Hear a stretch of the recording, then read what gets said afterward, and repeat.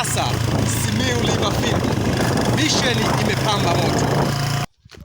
Naam, mpendwa wangu ndani ya Simiyu Riverfield, hapa ni katika njia kuelekea tawi la Asa Buchambi.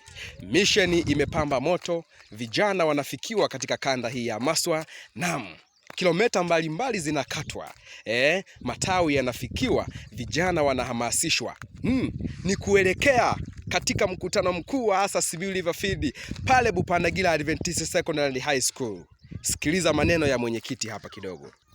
Kwa kweli tunamshukuru na kumtukuza Mungu wa mbinguni kwa namna ambavyo anatujalia uzima na afya tele tunapokuwa katika kazi yake. Jina lake tukuzwe.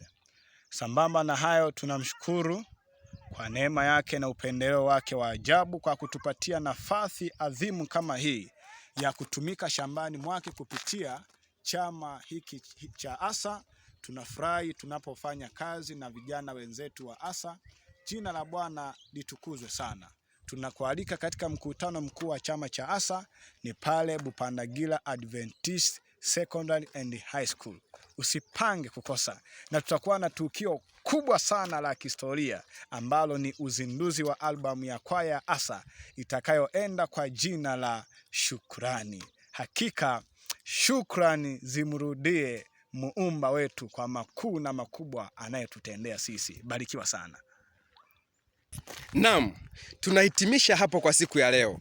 Karibu Asa Simiyu Riverfield, karibu kanda ya Maswa. Zaidi sana tukutane Bupandagila Adventist Secondary and High School. Bwana akubariki, akuangazie nuru ya uso wake.